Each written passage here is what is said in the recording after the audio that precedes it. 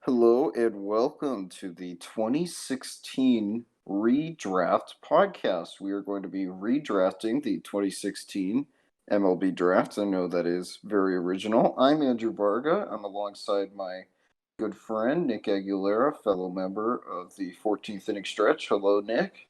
Hi, Andrew. How you doing?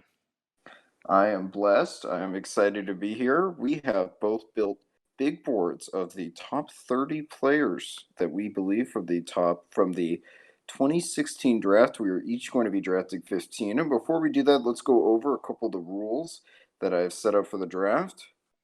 We are going to be we're going to be alternating our picks. So I'm going to let Nick Aguilera go first. I'm nice. The player must have signed in that draft. So, for example, Adley Rushman was picked in this draft in the 40th round by the Mariners and didn't sign. You cannot pick him. Any players eligible for the draft but then were undrafted, you can pick them. That is just fine. No players that were signed on the international free agent market. You draft the best player available, so you don't consider how they would fit with the other players you've drafted or their signability. And it is okay to consider if players were drafted to a team with bad coaching or training. So, for example, if you draft Christian Yelich higher than you would otherwise because you think that he underachieved bad coaching with the Marlins, or if you think that a pitcher wouldn't have gotten hurt with another team, that is okay. But you should put more weight on past performance and what you expect in the future than that coaching. All right. Are those rules clear? Those are clear. I think this one's going to be a fun one because not all these guys have had a full major league career yet. So Uh, it's going to be incredible. Absolutely. There's a whole lot of the unknown. So Yep. we're going to be working with 2016. Our idea is that we work back from there. So probably back to around 2005 or so, maybe past that, we'll see. But and maybe we'll expand the draft as we have more players that we know as we go along. But this one, there are a lot of unknown players. Nobody, I believe, in this draft has more than 2 years of service time. And I'm going to be, as we go along, I have Keith Law's mock draft, the final one he put out from 2000 and June 9th, 2016, right before the draft. So I'm going to be chiming in with comments from that mock draft as well as halfway through. We're going to freeze, and I'm going to be reminding everybody about some of the players that teams lost their first round for signing who had qualifying offers attached. There's some exciting names for this 2016 draft. All You right, already Nick told me Aguilar. one, so I'm very excited. oh, So oh, yeah, he's a big one. All he right, you is. ready to get us started? Let's go ahead and get started here. So the first pick, as we all know, in 2016, probably not going to pan out. Still hasn't reached the majors, but Mickey Moniak was the number one overall pick in 2016. At the time, didn't seem like the right pick, and now definitely doesn't seem like the right pick. But, after seeing a lot of these guys that were in this draft have only played 1 or 2 years in the big leagues. So this is basically a lot of projection, a lot of prospecting. But there are a lot of good names on this list, and I'm very excited. So with my first overall pick, the original draft position where he was taken was the 20th overall pick in 2016 in the first round. I am taking Gavin Lux, 1-1. Wow. Well, I've got to say, he was number 9 on my big board. Really? He was very far down there, yes. So That's interesting. I am surprised that you picked him. I can say that he was Keith Law had him going number 13 to the Tampa Bay Rays. That might have been incredibly, incredibly nasty if that would have gone down. Imagine you have the Lux Franco infield of the future. So this is now this. I was not expecting that. So Really? how I see it right now, there are two kind of players you could pick right now, either Will Smith or Pete Alonso. I was thinking it Okay. was going to be one of those two. I went the other Uh, Dodger. the other, you went with the other Dodger, yeah. So I'm going to go, and this might be a little controversial. I apologize. I'm going to go with Will Smith over Pete Okay. Alonso. And so how I see it, and I should mention that Smith was picked with the 32nd pick in the first round, and he was picked with the compensatory pick that the Dodgers got when Zach Greinke went to the Diamondbacks. He's Hmm. drafted as a catcher out of Louisville, and I know that Alonso's the better bat, but I think that Smith is a reasonable enough facsimile of Alonso's bat, and he's obviously way farther up the defensive spectrum. So I'm going to go with Will Smith with my number 2 pick. I had Will Smith at 16. I had him very low. I was not very high on Will Smith like you. But, This is a like I said in the beginning, this is a lot of prospecting. This is a lot of depending on who you see as the number one pick, who you see as a great guy to start your franchise with. I honestly thought Will Smith was the 16th best player on this list. this is a we have complete I love this. We have Exactly. I completely was different not lists. expecting this. I was expecting 1-2 to go Lux Alonso. My goodness. Well, I can guess who you're picking with your third pick. Yep. My third pick is going to be the reigning NL Rookie of the Year, Pete Alonso. He was originally drafted at the 64th spot in the draft in the second round to the New York Mets, who surprisingly hit on a draft pick for once. And I should mention that when he was drafted, he was Peter Alonso. He was Peter Alonso up until last year. Yes, he changed. All He through the changed his minor name. leagues, he had that R at the end.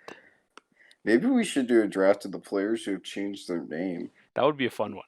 What I know, about Zach Britton? yeah, there's not a lot of them, but it would be pretty fun to see who has changed their name. Yes, so you picked Pete Alonso with your third pick. With Mhm. the fourth pick, I'm going to pick the guy who's number 3 on my big board. He was drafted in the second round, the 66th overall pick by the Blue Jays. I'm going to go with Bo Bichette. Okay. Um, Big middle infield prospect. Again, you notice that a lot of these guys that we've picked, in fact, everybody was either in Smith and Lux's case, they were back end of the first round. Yep. Bichette and Alonso were both second rounders. So this was something where it was a lot of the talent up front is either still in the minor leagues, they're still prospects, or they haven't, or they're just busts. Yeah, pretty much. I was looking at the draft today, and a lot of it was a lot of busts, starting at the very top with Moniak, who's not even, Yeah, he's hardly a prospect anymore. oh yeah, and that was something I remember at the time. People were like, well, we're going to put him here in the mock draft because we think that the Phillies are going to get him, but this is a horrible pick. Oh, yeah, it was, I do not believe that it was one of the better picks in that draft. There were a lot of questionable picks.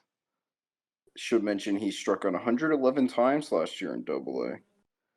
All right. Well, 4 picks down. Now back to me for number 5, correct? It is your turn. With the 5th pick, I'm taking a guy that was taken in the 4th round, 122nd pick overall. Last year's All-Star Game MVP, Shane Bieber. Shane Bieber. Well, I am realizing now that I meant to have Shane Bieber on my list and never put him on. Now, the Well, good thing yeah. is that I would have had him number 6. Okay. So So he would have been it's a off the board anyways. Number he 6, would have been off number 6 is where I had Bichette, so they would have swapped for us. where you have Bichette. Well, I like that we're going over where we had each other. It was Yeah. the kind of thing where, well, we're off to a hot start, aren't we? Where I had him listed as one of the players to rank, and then never did. So I feel very smart right now. Shea Bieber, I think he's a good pick. I think it was kind of interesting where he had that great FIP as a rookie, and then Mhm. last year he showed he wasn't just an aberration; he was actually pitched as well as his FIP was. Exactly. And that's why I thought he was probably one of the best pitchers on this list, if not the best. I think I would agree with you. I'd have him higher than any other pitcher. So I'm going to pick a former Giants prospect. The second round pick was the 59th overall pick. They traded him to the Pirates for Andrew McCutchen, drafted him out of Vanderbilt. I'm going to pick Brian Reynolds. That's a pick I was hoping that would fall to me because he had a He, great rookie season last year, just he under did. 5 WAR, and that's incredible for a guy in the Pirates. Yeah, and he had the high BABIP, so you don't know, but I think that he can hit. I think that the Giants trading him, I mean, their left fielder streak is something. I don't know if you know this, but since 2007, Bonds' last year, Mhm. they have not had the same player start on opening day in left field since then. Wow, I vaguely remember you telling me that, but every time I hear it, It's like I think the Angels have it bad with their left fielders, but the Giants just have it. They just haven't found an answer there. 13 seasons, 13 different opening day left fielders. Do you remember who last year's was? Last year's was it Connor Joe? It was Connor I Joe. remember he was there for like 2 weeks and then they DFA'd him. He he lasted about 2 weeks. I will say he lasted longer than the opening day right fielder that year, Michael Reed. He Oh man, lasted I five. forgot about him. He lasted 5 games, and then the Giants DFA'd him when they traded for Kevin Pillar. Yeah, that's that's not. I don't know if that's good or not. I mean, Kevin Pillar had a decent season last year, but He also got non-tendered, and then exactly, like he got non-tendered. Now he's on the Red he's a Sox. fourth outfielder. Yeah. Okay, so we're through 6 players drafted, All 5 right. position players. Let's see who you got with number 7. Number 7, I'm taking the top pitching prospect on this list. He was drafted by the Oakland Athletics in the 3rd round, the 94th pick, and that is lefty Jesus Luzardo. Jesus Luzardo, also the top pitching prospect on my board, but he would not have been if I had remembered Shane Bieber. He was right under Bieber for me. He was at 4 and Bieber was at 3. So I have him at number 6. I have him at number 5. I would have had him at number 6 if I had included Bieber. He was in the Sean Doolittle trade. Mm-hmm. So you like? So this is he was drafted by the Nationals. My bad. I said the Athletics. drafted by the Nationals. Yeah. So this is kind of controversial among Oakland people, is whether you go with Luzardo or Puck. I see you like Luzardo more. I do like Luzardo a little bit more. I think his pitches play a little bit better in the big leagues. I think Puck. I don't really see the longevity from Puck yet. I see it from Luzardo. I still think Puck is a great player, but I just think Luzardo has a future ace potential. Yeah, there is that trouble with Puck in that he could be a reliever, but he was next on my board. Was the 6th overall pick out of the University of Florida. Wow, you had him a lot higher than I did. Where did you have him? I have Puck at 22. 22. All yes. Right. Well, we disagree there. I'm drafting. I was not anticipating that we would have this level of disagreement, so I enjoy this. Me either. This is fun. So, is it that you think he's a reliever? Is that what the issue is? I think that's the main issue. I think it's the longevity issue. If I'm going to draft someone high on my board, I want to know that they have what it takes to pitch in the big leagues and not as a middle reliever.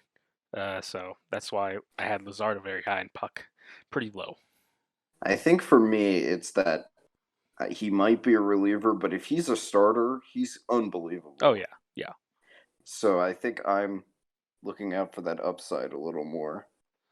All right. So Puck is now off the board, correct? That is correct. You have pick number 9 coming up. Pick number 9. I think this one's going to surprise you a little bit, but I like this guy a lot. He was taken in the 3rd round in 2016 by the Miami Marlins, number 106 overall pick, and that's going to be Zach Gallen. Zach Gallen. So he was another player who I realized I didn't have drafted. I didn't have ranked, but I actually did rank him in time. I had him ranked number 14. Okay, so not too much of a difference there. Yeah, so he was drafted by the Cardinals, and then they traded him for Marcell Ozuna. Oh man, I am not good at this. You're all good. I went through and out all the trades. So they traded him for Ozuna. Okay. And then they had the Jazz Chisholm trade. That's right. I do know the Jazz Chisholm trade. I did not know he was in the Ozuna trade. So he was not a bad trade. Not a bad trade. If they would have kept Gallen, that would have been a decent trade. He was the Ozuna trade is the only one of the 3. Maybe you could argue the Stanton trade just because of the money, but the Ozuna trade actually looks like a normal trade for the Marlins. Yeah, I mean, it got him a decent big league pitcher who I think has 2 starter potential and has really good stuff. So, and Ozuna is basically just an everyday run of the mill outfielder. And Sandy Alcantara had a nice year last year too. So that trade worked out. Sandy Alcantara. So I've been slacking a little bit on going over the mock draft, but I should mention that Keith Law had AJ Puck going number 2 to the Cincinnati Reds, who would end up taking Nick Senzel. But pretty much none of the other players that we've mentioned have been in the top 10. He was the only one, AJ Puck, who was mocked to be in the top 10. In fact, even the next player would be Lux, who's number 13.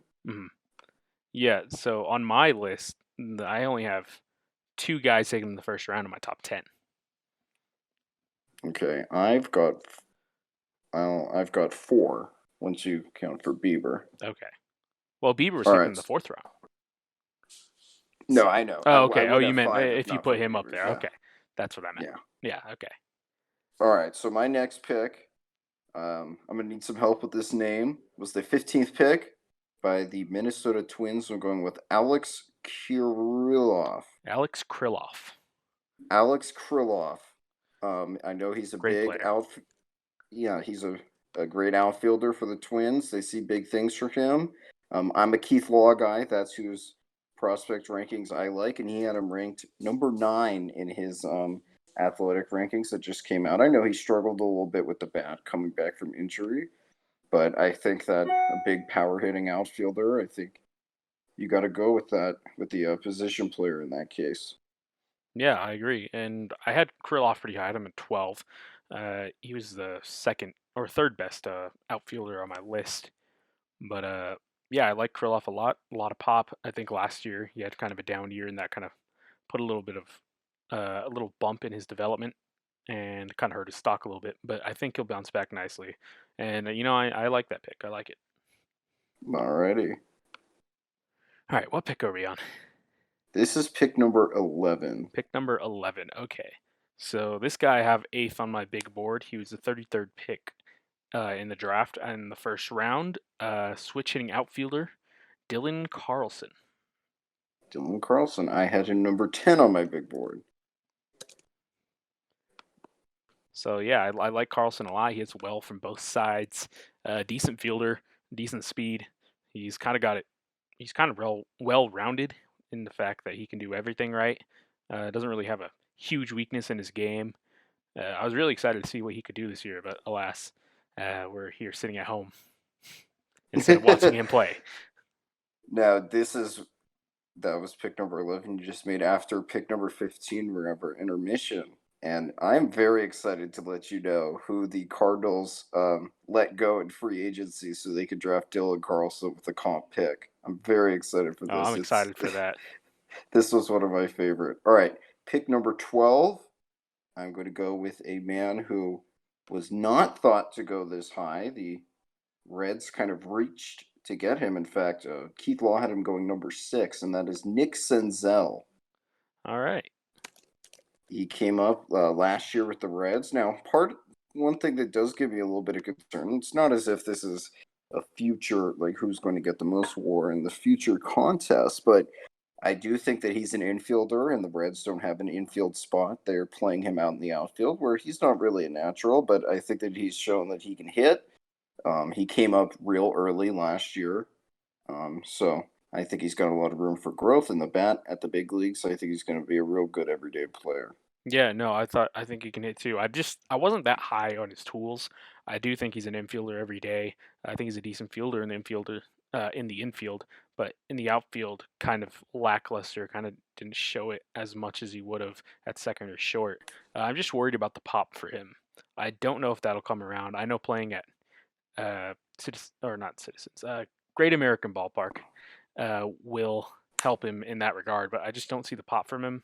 So I see him more as like a switch hitting slap hitter that'll put balls in the gap. But yeah, I like that pick. I had him a little bit lower. I had him at number 20 20. because I think the guys ahead of him, some of them are already established in the big leagues. Some of them had better rookie seasons. Some of them just have better prospect luster. But yeah, I can see him going that high.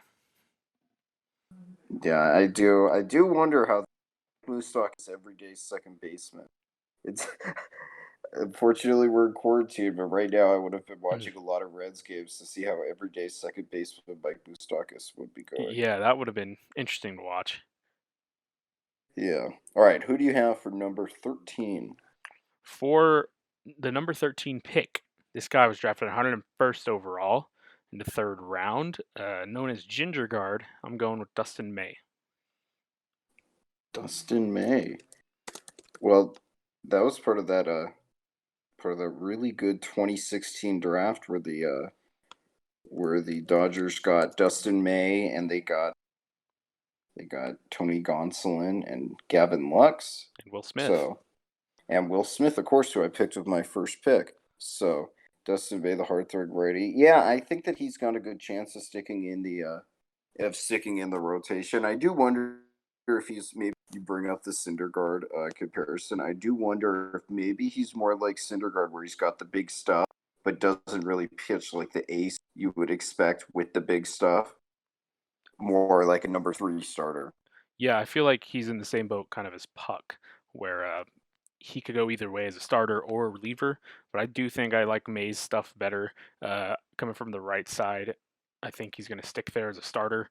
I don't think he has the ace potential that everyone says he does. I think he has 2 starter potential, but I definitely think that the 2 starter potential is very high. And even if he was a 3 starter, he'd be a very good 3 in that rotation.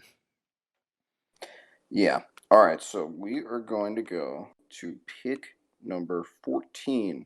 And with pick number 14, I'm going to pick a prospect. He was drafted 9th overall, and that is Matt Manning, the left-hander, currently a member of the Detroit Tigers organization who drafted him. Number 9 overall, Keith Law had Matt Manning drafted much lower than that. I've got to keep scrolling down this. To number 15, so not a whole lot lower, but he had him going to the Twins, who would end up picking Krylov. But Matt Manning, he's got pretty good minor league numbers.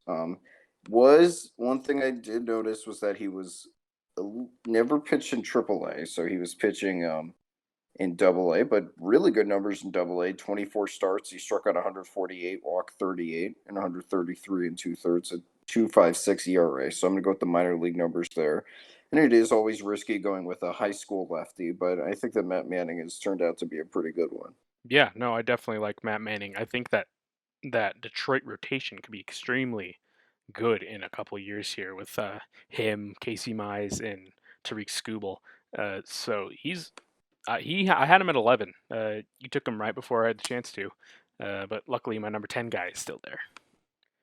Well, I'll go if ahead only the if only the Giants could have had a Casey Mize, but Pablo Sandoval had to hit that walk-off home run to stop that from happening. Yep, he just had.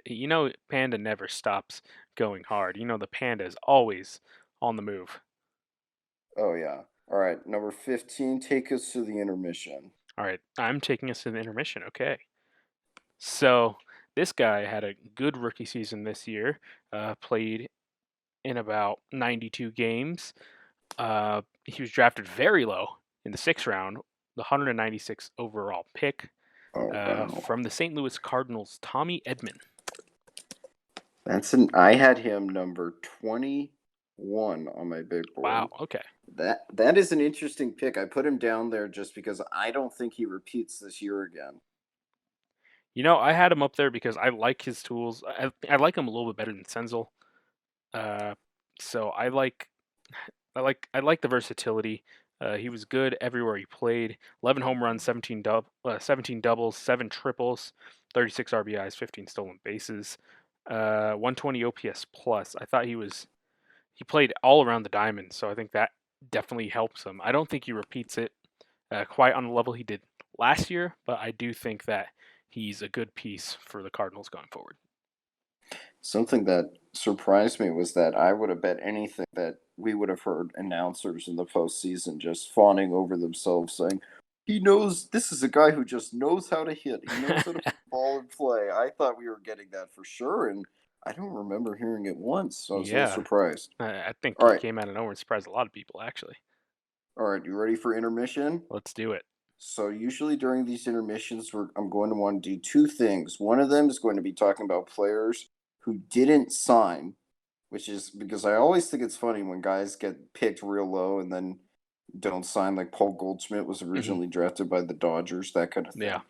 Now, I already gave it away. It was Adley Rushman was drafted 1,197th overall pick by the Mariners in the 40th round.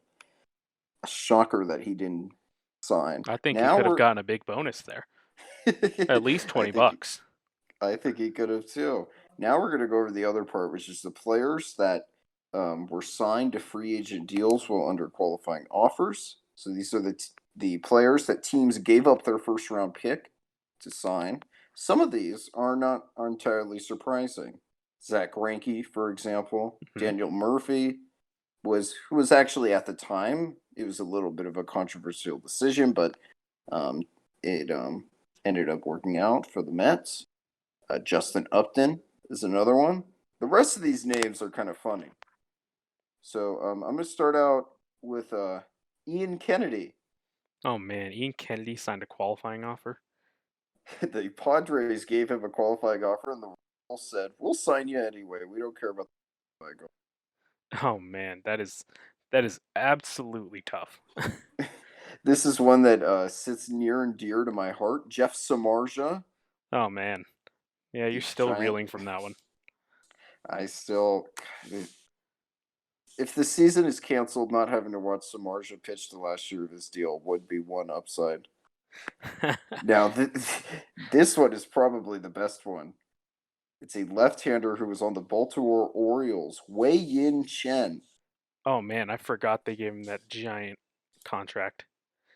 Yes, Scott Boras got his guy 5 million. Here's another one. Now, this one was not a bad decision at the time. Now it has looked horrible in retrospect. Jordan Zimmerman, Oh yeah, definitely. another Washington National, Ian Desmond. Oh man, that is tough for the Rockies.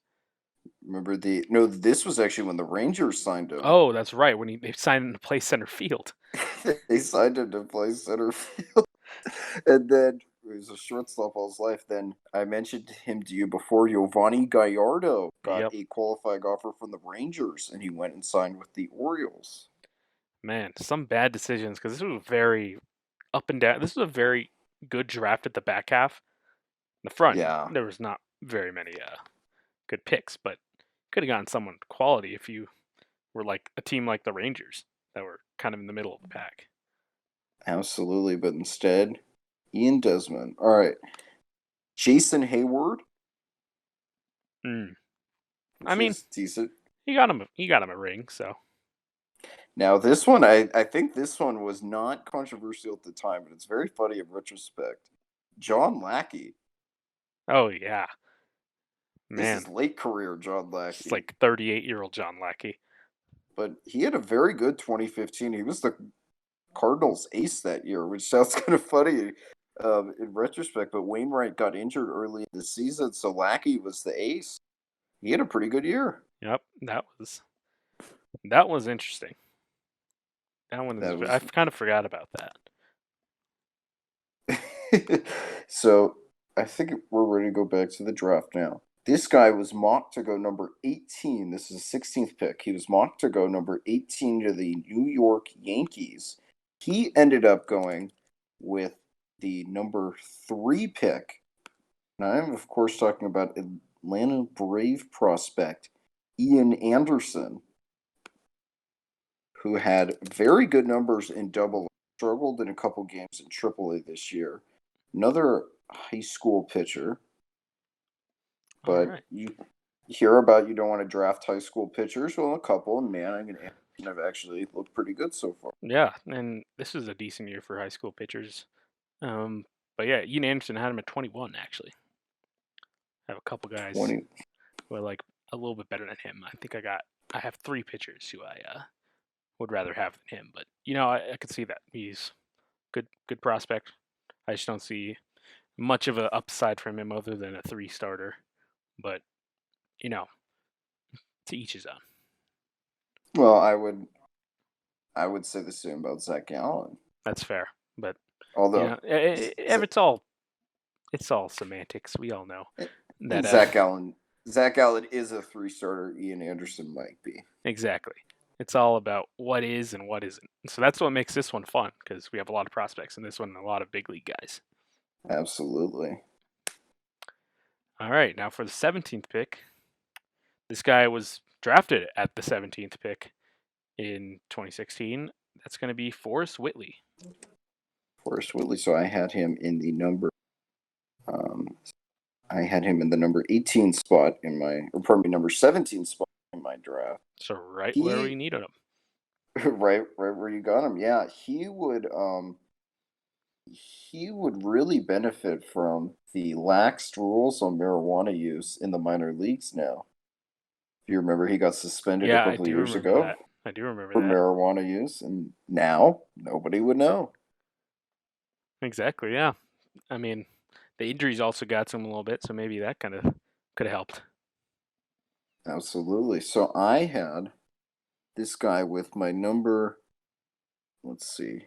I've got to mentally account for Bieber now. So I had this guy with my number 15 pick, and this is the 18th pick in the draft. I'm going to get him for Los Angeles Angels, the outfielder Brandon Marsh, Oh who man, you took my number 17. was picked in the second round with the 60th overall pick out of Georgia, out of high school in Georgia. And as you'll notice, a lot of these high school players have not declared yet. And I think that the Angels have a decision. Paid all the big money soon, and Adele and Marsh getting pretty close to being ready to play. And I think that Marsh has the big bat, and I'm going to take a chance on him here with the number 18 pick. All right. Well, for me, for number 19, I actually just switched two guys. I moved this guy up from number 18 to number 14, and the guy that was in his spot went to number 18, and the guy who moved up was taken in the third round, the 83rd pick, and that's going to be catcher Sean Murphy. I had Sean Murphy with my 18th pick. I thought that I was lower on him than most other people would be. Yeah, I mean, I had him at the same exact spot as you had him, but looking over it, the guy who I had at 14, I just didn't think was better than this guy in the long run.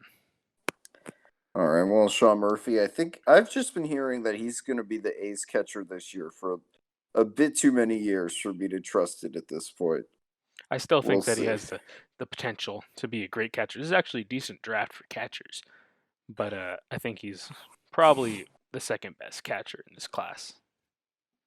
Absolutely. All right, well, you have picked a lot of the next guys on my list. So picking over Gallen and Whitley and Murphy, and we're getting to a funky left-hander I think I know who who you're about to pick, and he's does the last one in my top 15.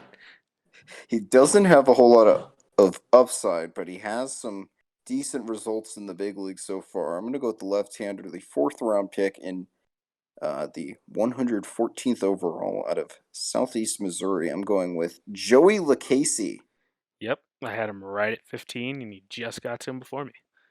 He's got that big churve ball, as Mike Krukow likes to call it, the combination of the changeup and the curveball. He's not as if he's a special pitcher. He's not going to light up the radar gun. Not going to get.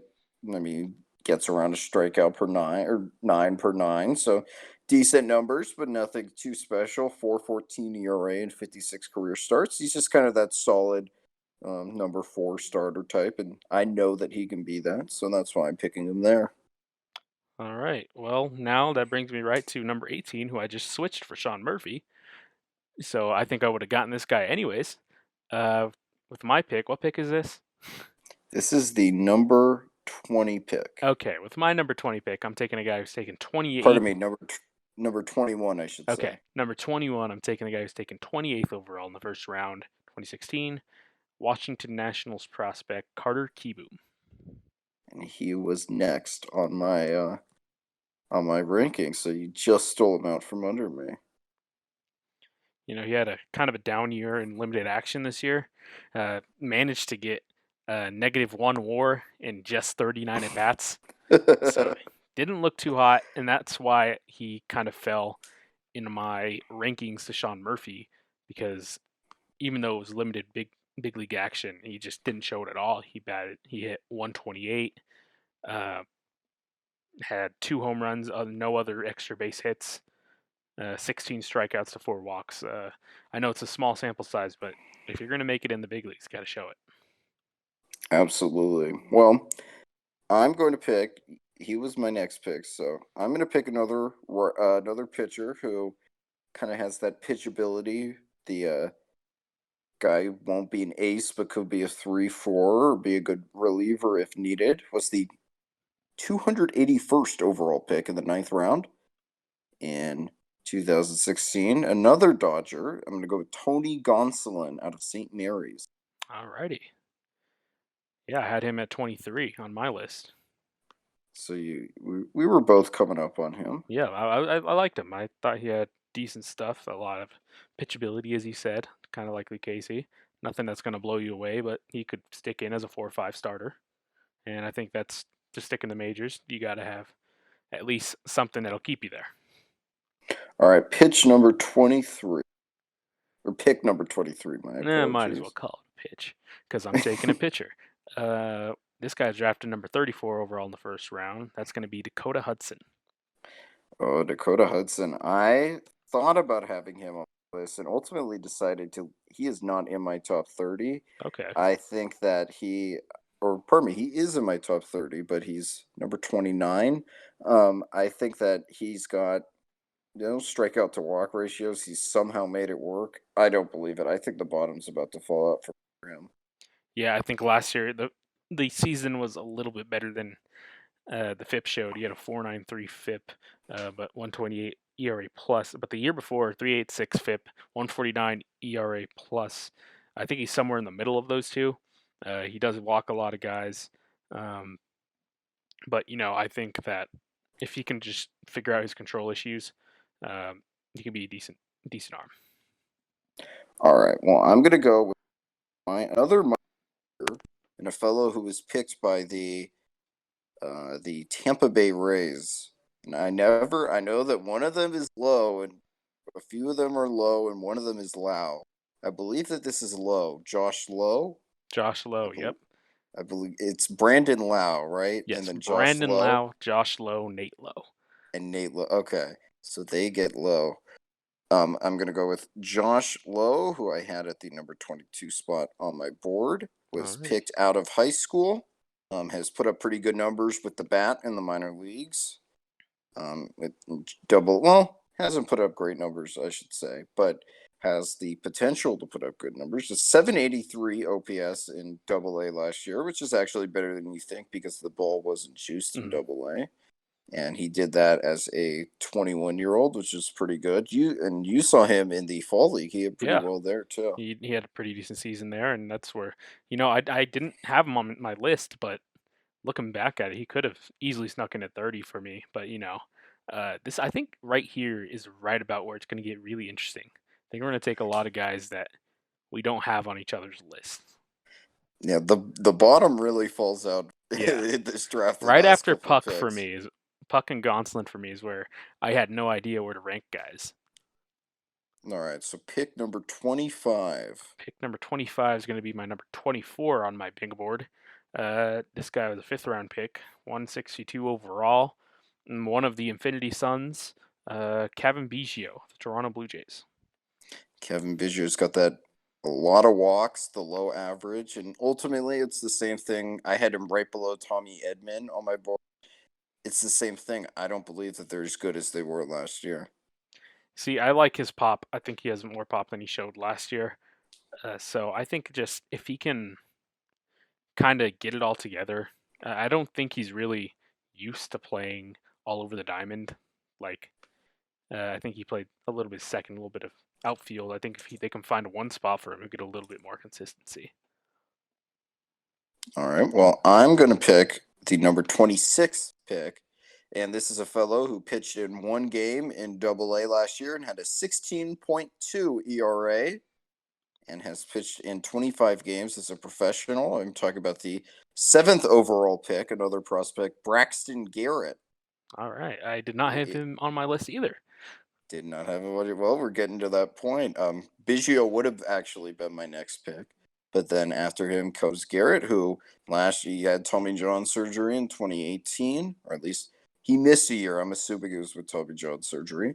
2019 though, he had a pretty good year in High A. Now he was 21, but he had a 3.34 ERA and struck out 118 and 105 innings. So I'm gonna go with the left-hander there. All right. Well, with my next pick, I'm going to take a guy who is kind of had the same profile as Dakota Hudson this year, but at a much lower draft spot. This guy was taken all the way in the 12th round in 2016, 330 or 362nd overall pick, and that's going to be Zach Plesac. I had him as one of my honorable mentions. I thought that I looked at the FIP and it was almost 5, and I said I'm not going to draft him. Yeah, I kind of did the same thing with Dakota Hudson as him, where the peripherals were kind of shaky, kind of iffy, but in the end, I think that he could be something more than just a fringe 5 starter. I think he'd be a low end 4 starter, but still, that's big league pitchability. That's staying in the majors, and I think that he has that ability to stay there. This might be giving away. Well, I have him as an honorable mention, but I would have put Aaron Savali, who's same staff. I would have put him ahead of Plesac. Okay, I did not have him on my list, but I would have listed him as an honorable mention too. All right. Well, here's somebody who has a connection with the same Cleveland organization we're talking about. He's a prospect, was involved in a trade with Cleveland, although was never part of Cleveland. That is a current San Diego Padres prospect. Was the 35th overall pick. Taylor Trammell, I'm going to take.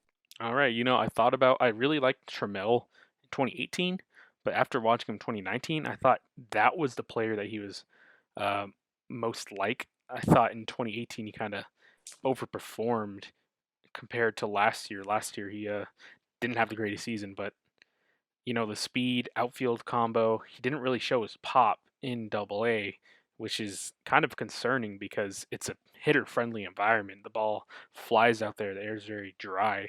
So, his speed and his fielding are very exciting, but I just don't think that the bat's there anymore. I don't think it can really recover as much as others think it can.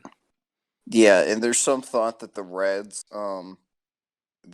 minor league coaching when he was coming up was very good, and then now he's with the Dodgers. Should mention he was traded in the Trevor Bauer 3-way trade. Yeah. But there's some thought that maybe he'll be better with the Padres. We'll see. I think that as an upside pick at number 28, I think it's a decent pick though.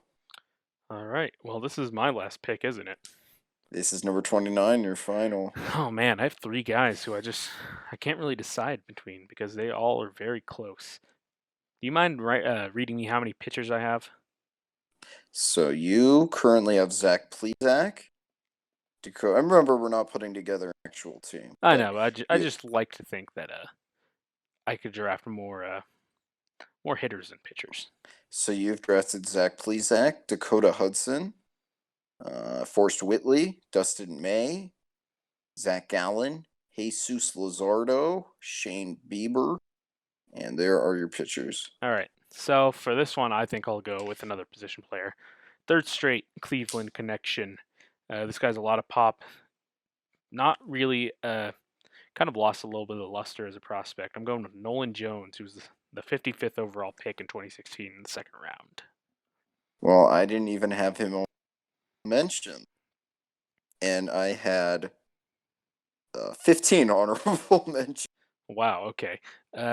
Nolan Jones was the 42nd overall prospect according to MLB, but I don't think he's that high. I know Law doesn't really like him as much as a lot of other teams do. So I don't know. I like his pop at third. I think he's kind of a Nolan Gorman light to where he won't really hit for average, but a lot of pop, decent glove, and that plays in the big leagues. He had pretty good hitting numbers in the minor leagues last year. I do wonder why I didn't have him on my list. Yeah, I mean, decent pop, good, decent glove at the hot corner. So at the end, I think he's a first baseman, but I Yeah. think he can stick at third if he can really kind of get more lateral quickness. If Jose Lindor leaves, there might be an opening. If Jose Ramirez, I said Jose Lindor, my goodness. If Francisco do that, if Francisco leaves, then there's an opening for Jose Ramirez, Indeed. who might be moving around the diamond. All right, here's pick number 30. This is another pick like the Joey Lucchesi one with a guy who's gotten some results in the big leagues. I'm going to go with Eric Lauer with the last pick, and he went with the number 25 pick, and it was the pick that the Padres got for Justin Upton leaving. All right. I didn't really like Lauer. I think he's been in the league already for 2 years. Only got .9 career WAR before they shipped him off to Toronto. So, Milwaukee. Milwaukee, my bad. Uh, but I think that he definitely has that 5-starter stigma, where I don't think he's kind of a swing man rather than a guy who sticks in the rotation. So I'm a little curious. Why don't we both say who the next 3 on our boards were? So I will say that you drafted or both of us drafted the top 29 basically on my board. There was only one person who wasn't, and then I ranked a couple past that. Yeah, there was 4 on my board that were not yours, I think. 4 guys that were not touched. So for me, the only top 30 player that I touched was Kyle Lewis. Okay. And then after that, Anthony Kay, and then Nate Lowe. After Okay. that, those were my next 3. I was thinking about Kay, but I like the 3 guys that I had ahead of him. I had him at he was like the 31 guy in mind, but I had at 27, 28, 29, Dane Dunning, Zach Collins, and Justin Dunn. Okay, I didn't have I had Collins. I didn't have 2 listed. Yeah, Dunning and Dunn I think were decent. They're decent pitching prospects. Kind of have that 3-starter potential. Dunning I think is a little better, but it's pretty much a wash at that point. I also thought about I mentioned it before, Aaron Savali. I thought about John Duplantier. Yep, I thought about him. I thought about Jason Groom. I thought about, although he hasn't pitched a whole lot, I thought about I don't know how to say this name, Andrew Nisner, who is a catching prospect for the Cardinals. We've seen Devin Smeltzer, your guy, pitch a little bit. And Sterling Sharp, 5 pick. I did like Sharp. I thought he was real sharp in the, no pun intended, but he was real sharp in the Arizona Fall League. So I was kind of excited to see what he would do with the Marlins. Sheldon Noisy was the last guy listed. Right. I only listed one honorable mention, really, and this guy was the 597th overall pick in the draft in the 20th round. You know him, you love him, friend of the pod, Eric Folia. Another are different, he would be just fine. Yep. If they would have legalized marijuana before this year, then he would have been just fine. All right, so let's go over these picks real quick. With the odd number picks, Nick Aguilera picked Gavin Lux, Pete Alonso, Shane Bieber, Jesus Luzardo, Zach Gallen, Dylan Carlson, Dustin May, Tommy Edman, Forrest Whitley, Sean Murphy, Carter Kieboom, Dakota Hudson, Kevin Biggio, Zach Plesac, and Nolan Jones. With the even number picks, I picked Will Smith, Bo Bichette, Brian Reynolds, AJ Puck, Alex Krylov, Nick Senzel, Matt Manning, Ian Anderson, Brandon Marsh, Joey LaCasey, Tony Gonsolin, Josh Lowe, Braxton Garrett, Taylor Trammell, and Eric Lauer. And we also learned that Wei Yin Chen got a 5-year deal when he had a qualifying attached. I don't know how they managed to do that. Scott Boras is just a wizard, I guess. He's amazing. All right, well, we want to thank you all for listening. We hope you enjoyed that. We will be coming out with 2015 at some point, so be on the lookout for that. The Cal Quantrill Project, that's what it's called, right? Cal Quarantrill. Pardon me, for the Cal Quarantrill, for the 14th. Yes, like quarantine, for the 14th inning stretch. I'm Andrew Varga. You can find me on Twitter at Andrew_Varga. You can find me on YouTube, where I came out with an addition to the Barry Bonds video today. Very exciting. At least today when it was recorded, I found 75 Barry Bonds home runs, which I included, as well as 9 of the playoff home runs and 2 of the All-Star Game home runs. So that's pretty good. 86 new Barry Bonds home runs that were not in the original video. And I can say that at some point, a Steve Cishek video, I've been working on this one for months, is going to come out. You can follow Nick Aguilera. You can follow Nick Aguilera by Nick Aguilera. Do you have anything else to promote? Nope, I just want to say, everyone, please be safe and wash your hands and do not go outside because that is where the trolls live. Absolutely. That is Thank where you all. that is where Andrew's enemies live. You do not want to My face them. I have seen my enemies outside, no mask. It's not good. Not good. All right, well, I want to thank you all for listening, and I hope you all have a very, very good day.